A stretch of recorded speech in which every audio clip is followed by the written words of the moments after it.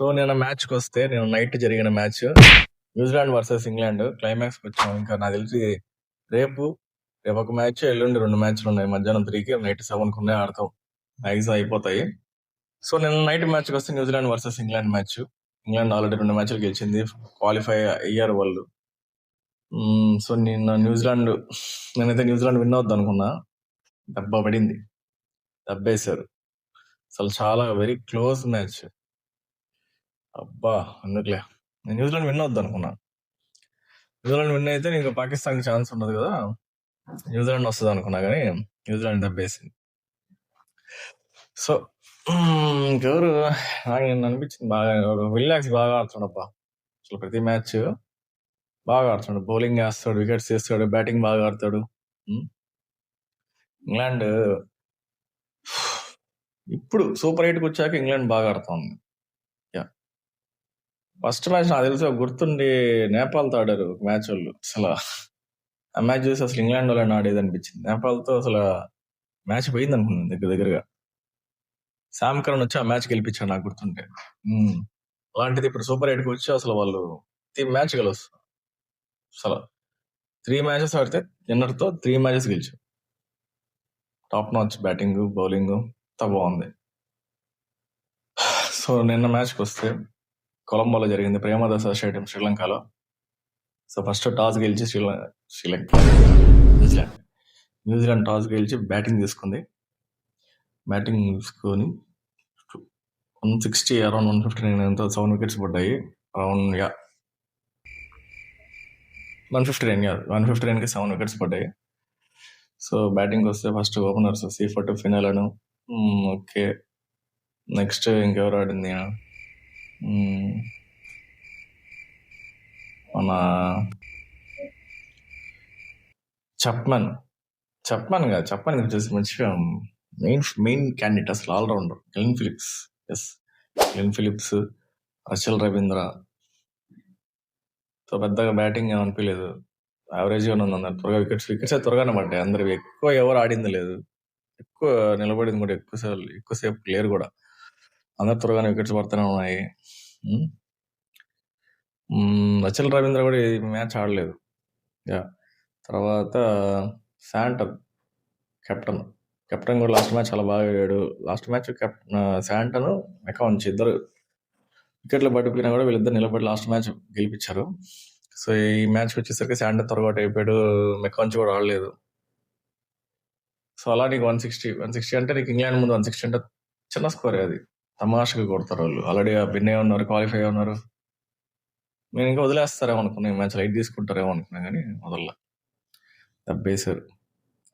So అది England. New Zealand బ్యాటింగ్కి వస్తే పెద్దగా ఏమనిపించలే ఎఫర్ట్, ఎవరు ఆడలేదు. రచిల్ రవీంద్ర త్వరగా అవుట్ అయిపోయాడు. రచిల్ రవీంద్ర గాని ఉంటే నీకు స్కోర్ కొంచెం బాగా వచ్చేది, ఎక్కువ వచ్చింది. సో నెక్స్ట్ ఇంగ్లాండ్ బౌలింగ్కి వస్తే జాఫర్ ఆర్చర్ వికెట్ పడలేదు. ఎకానమీ బాగానే వేసాడు, 3-4 ఓవర్స్ వేసాడు, ఒక మేడిని తీసాడు. రిహాన్ అహ్మద్ 2 వికెట్లు తీసాడు. నెక్స్ట్ శామ్ కరణ్ తీయలేదు, శామ్ కరణ్ పడలేదు వికెట్లు. శామ్ కరణ్ ఇంకెవరు ఉన్నారు, ఆదిల్ రషీద్కి 2 వికెట్స్. స్పిన్నర్ పడ్డాయి 2 కాదు, ఒకటో రెండో పడ్డాయి నాకు తెలిసి. ఆదిల్ రషీద్ ఇంకెవరు వికెట్లు పడ్డాయి, ఆదిల్ రషీద్, విలియాక్స్ 2 పడ్డాయి. నెక్స్ట్ లియామ్ డాసన్కి ఒకటి పడింది. సో అలా 7 వికెట్స్ పడ్డాయి మొత్తం total. Next second innings England బ్యాటింగ్కి వస్తే 161కి 161కి మ్యాచ్ ఫినిష్ చేశారు లాస్ట్ 20th ఓవర్కి. సో బ్యాటింగ్కి వస్తే ఫస్ట్ ఓపెనర్స్ ఇద్దరు ఆడలేదు. బట్లర్ అసలు ఈసారి టోర్నమెంట్ మొత్తం మీద ఫెయిల్యూర్, అసలు అట్టర్ ఫ్లాప్, ఏం ఆడట్లేదు. ఫిలిప్సర్ కూడా త్వరగా అవుట్ అయిపోయాడు. నెక్స్ట్ ఇంకొక వస్తే Harry Brook, Tom Banton, Sam Curran, Will Jacks బాగా ఆడుతున్నాడు అబ్బా. మోస్ట్ వాల్యుబుల్ ప్లేయర్ అని చెప్తారు ఈ టోర్నమెంట్లో.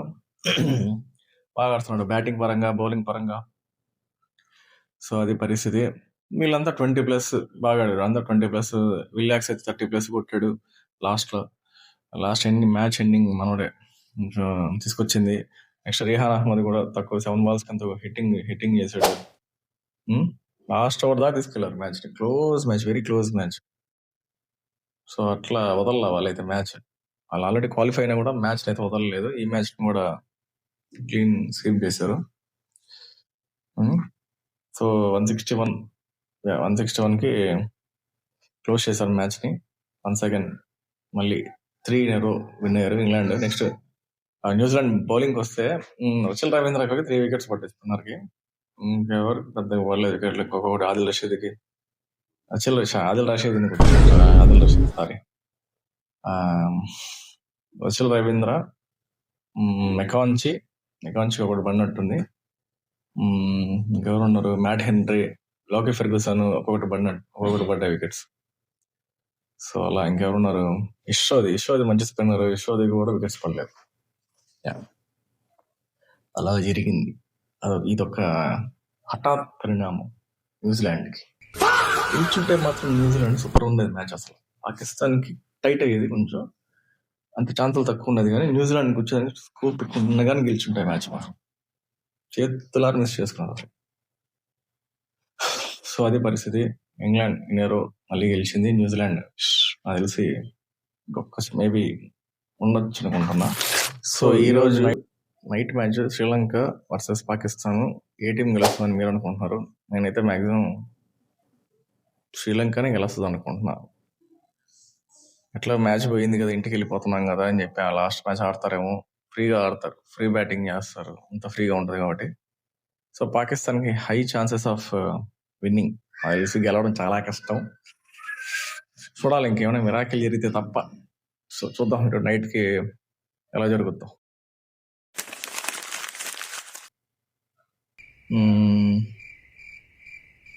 అంతే.